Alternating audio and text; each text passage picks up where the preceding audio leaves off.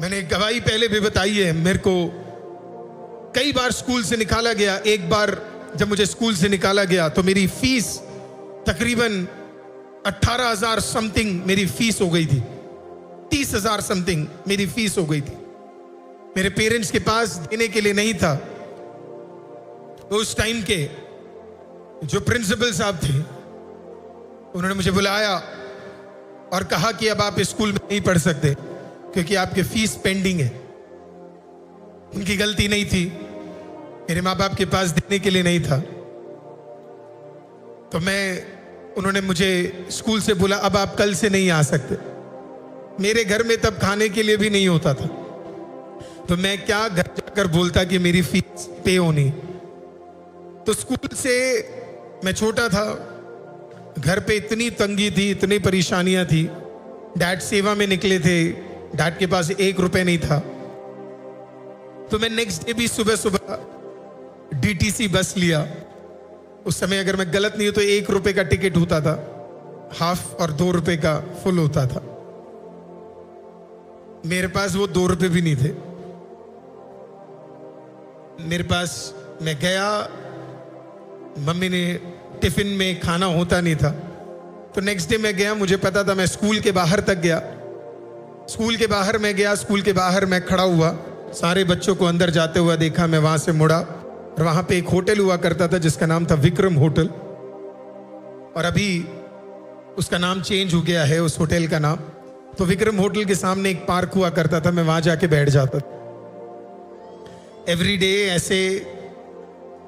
Every day मैं यही सोचता था कि आज रास्ता खुलेगा, कल रास्ता खुलेगा, परसों रास्ता खुलेगा। फिर फाइनली जब स्कूल खत्म होने वाला था तो मैं क्या करता था, वही स्कूल कपड़े में स्कूल के बाहर जाके खड़ा होता था और ऐसे बाहर निकल कर आता था बच्चों के साथ जैसे मैं पूरा दिन स्कूल अटेंड किया करके मैं बाहर आया। 1 दिन गया, 2 दिन गया, 3 दिन गया, 4 दिन गया, एवरीडे ऐसा जाता रहा। तो मैं जब भी स्कूल जाता था तो एक अंकल आंटी होते थे जो एक प्रभु के दास थे, यही एंड्रूजगंज में वो रहते थे। वो मुझे हमेशा देखते थे। तो शायद उन्होंने पिछले 18 दिन मेरे को नहीं देखे।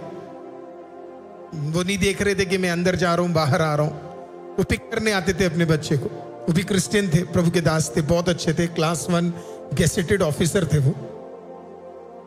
उसी के साथ वो प्रभु की सेवा करते थे, बहुत जबरदस्त प्रभु के दास थे। अब वो दुनिया में नहीं रहे।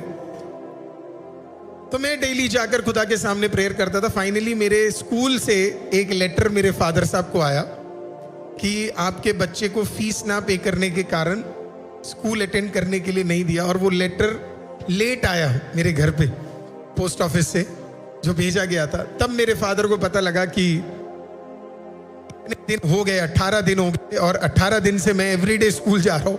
तो मेरे फादर ने पूछा जाता कहाँ था, तो फिर मैंने कहा मैं विक्रम होटल के सामने बैठता था। और फिर मैंने कहा मैं घर पे भी बताऊं तो कोई फायदा नहीं है क्योंकि आपके पास इनफ पैसे नहीं थे, और मैं नहीं चाहता था मेरे कारण घर में और तनाव हो।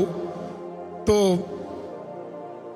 किसी और को ना बताकर फादर ने कहा जाने की जरूरत नहीं, आप रहो। ये बोलने के बाद भी मेरे फादर के पास इनफ पैसे नहीं थे और हमें नहीं पता था अगला रास्ता कहां से खुलेगा करके। मुझे तो ये भी नहीं पता था कि मैं उस साल अपना एग्जाम फाइनल लिख भी पाऊंगा करके। तो मेंटली मैं प्रिपेयर्ड था, नहीं हो पाएगा करके। लेकिन हम एक सेवा में थे, पैसों की दिक्कत थी, लेकिन वचन सारे यही मिल रहे थे कि खुदा करने जा रहा है, करने जा रहा है, करने जा रहा है, करने जा रहा है, करने, है ना। चर्च जाता था तो कोई ना कोई प्रभु का दास आता था, कोई ना कोई पास्टर आता था, और वचन सारा यही है कि परमेश्वर अद्भुत काम कर रहा है। घर आता था बिल्कुल उल्टा मिलता था कि खाने के लिए नहीं, स्कूल जाने के लिए नहीं, है ना, पहनने के लिए कपड़े नहीं। बहुत डिफिकल्ट सिचुएशन था, कुछ समझ नहीं आ रहा था। चर्च में कुछ और प्रचार हो रहा है, जीवन में कुछ और ही हो रहा है। हुआ है आपके साथ? चर्च में बड़ी बड़ी बातें हो रही है, चर्च में गवाही हो रही है, पर मेरे जीवन में सब कुछ उल्टा हो रहा है। मैं सोच रहा हूं प्रभु इनके जीवन में हो रहा है पर मेरे जीवन में नहीं हो रहा। सबके, है ना, बच्चे चर्च भी आते थे तो वो कुछ ना कुछ खाने के लिए ले आते थे। मैं चर्च आता था तो मेरे पास कुछ होता नहीं था। हम चल के आते थे, चल के जाते थे। तो मैं सोचता था ये जो प्रचार हो रहा है इसका सब कुछ उल्टा ही मेरे जीवन में हो रहा है करके। तो मैंने एक्सपेक्ट नहीं किया था कुछ। लेकिन जब 18 दिन बीत गए, 18 डेज बीत गए, 19th डे में 19वें दिन मेरे फादर साहब की आज भी आदत है और तब भी थी, वो सुबह सुबह उठते प्रेयर करने के लिए, अर्ली मॉर्निंग उठते वो प्रेयर करने के लिए। तो वो अर्ली मॉर्निंग उठते थे, हम भी जल्दी उठते थे, हम भी फ्रैंक एंथनी में पढ़ते थे, 7:20 को हमारी स्कूल होती थी, तो उसके लिए हमें तकरीबन 5 साढ़े 5 बजे हमें उठाते थे। और मेरे को उठाया और आदत हो गई थी तो हम भी उठ गए थे, बेशक स्कूल नहीं जाना तब भी उठ जाते थे। और उसके बाद मेरे दरवाजे पे खटखटाहट हुई, तकरीबन सुबह 6 बजे के आसपास है, 5 और 6 के बीच में खटखटाहट हुई। मेरे फादर साहब भी शॉक थे। हम गए और मेरे फादर ने जब दरवाज़ा खोला तो ये एंड्रूसगंज में रहने वाले ये प्रभु के दास वो दरवाजे पे खड़े थे। उनके पास तब एक ओमनी वैन हुआ करती थी, वो ओमनी वैन, वो तो अच्छी गाड़ी खरीद सकते थे, उन्होंने ओमनी वैन इसके लिए रखा था ताकि वो सेवा भी करते थे। तो कई लोग जो आते थे उनको पिक एंड ड्रॉप भी करते थे। वो जेल में मिनिस्ट्री करते थे, वो जेल में जाकर परमेश्वर का वचन सुनाते थे, बहुत वंडरफुल प्रभु के दास थे। वो अचानक दरवाजे पे खड़े थे। मेरे फादर ने उनसे पूछा इतना सुबह कैसे? उन्होंने कहा मैं बस 5-10 मिनट के लिए आया हूँ। और उन्होंने कहा कि हम भी शौक थे, मैं भी बाहर आया, मम्मी भी थी, सब लोग थे, हम सब शौक थे, अंकल अचानक आ गए। उन्होंने कहा क्या हम प्रेयर कर सकते हैं? हमारे घर में ज़्यादा फर्नीचर भी नहीं था उस टाइम पे, 2 चेयर थी और बाकी मैट था। तो उन्होंने कहा आओ मैट बिछाते हैं और प्रेयर करते, यही है ना। उन्होंने कहा आओ मैट बिछाते प्रेयर करते। तो मेरे फादर ने कहा मैं जस्ट अभी प्रेयर कर कर ही उठाऊं। उन्होंने कहा कोई बात नहीं, तब भी एक बार मैट बिछा कर क्या करते हैं, प्रार्थना करते। तो उन्होंने मैट बिछाया, दोनों ने साथ में प्रेयर किया, हम भी थे वहां पे।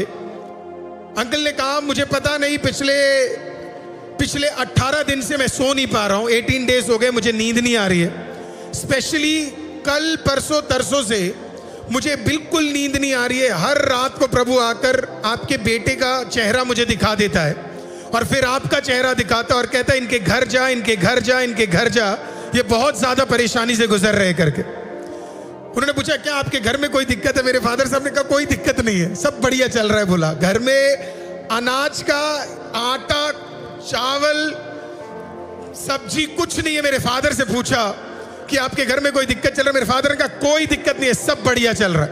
मेरे फादर का उसूल है हालेलुया, हाथ खुदा के सामने फैलाओ, इंसानों के सामने मत फैलाओ करके। तो वो प्रभु के दास थोड़े देर के लिए डाउट में आ गए। उन्होंने कहा प्रभु ने कुछ और दिखाया और प्रभु के दास कुछ और कह रहे हैं। उन्होंने कहा पास्टर मुझे नहीं पता, लेकिन जितनी बार मैं घर पे बैठा हूं मुझे आपके बेटे का चेहरा और आपका चेहरा, आपके परिवार का चेहरा बार बार दिख रहा है। प्रभु ने मुझे कहा, प्रभु ने मेरे को एक अमाउंट दिखाया और बोला 18,000 फलाना रुपए इस घर में जा और उनको दे दे, क्योंकि उसके बेटे को अर्जेंटली उस पैसे की जरूरत है। उन्होंने पैसा लिया, एक एनवेलप में था, उस जमाने में 100 के नोट्स होते थे बड़े बड़े वाले।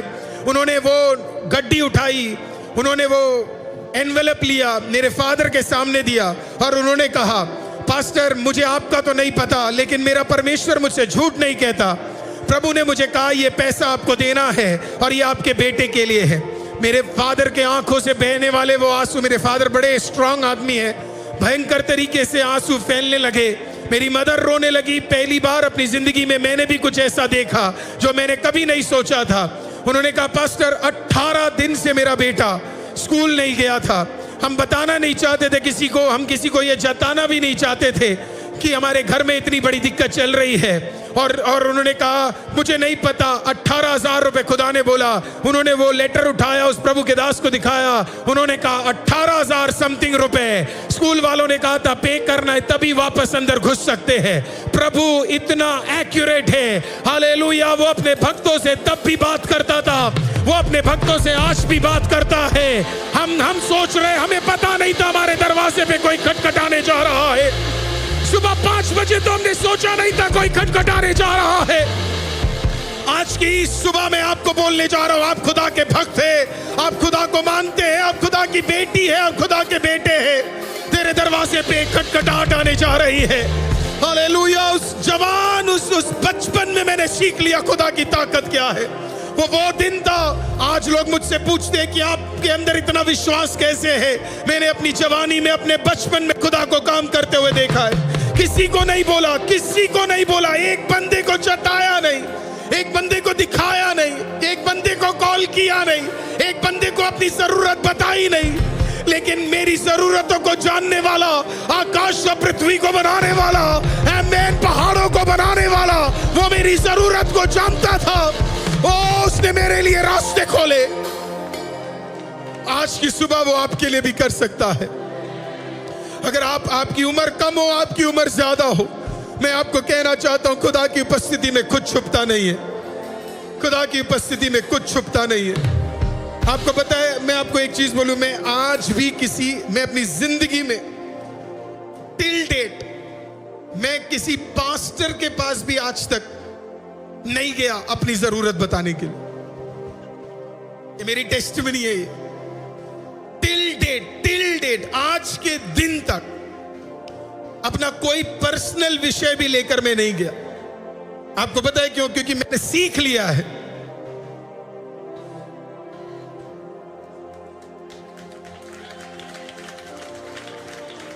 सिर्फ वही कर सकता है,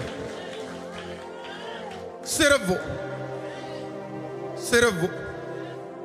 मैं आपको वही सिखा सकता हूं जो मैंने सीखा है, वो नहीं जो मैंने नहीं सीखा है। आज वो हर एक रास्ता खोलने वाला वो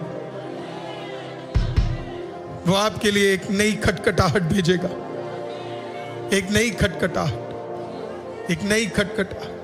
कभी मेरे दरवाजे पे खाने आते थे, कभी आटा आता था। एक बार नहीं है जिसने मेरे को स्कूल से निकाला, कई बार मुझे स्कूल से निकाला क्योंकि फीस पे करने के लिए नहीं था। मैं अभी रिसेंटली अपने प्रिंसिपल से मिला था, तो मैं उनको कह रहा था, sir do you know I have been thrown out more than 13 times from my school, क्योंकि मेरे पास फीस पे करने के लिए नहीं था। लेकिन खुदा ने हर बार, कोई भी ये नहीं बोल सकता कि अरुल थॉमस का कोई कर्ज अभी बाकी है।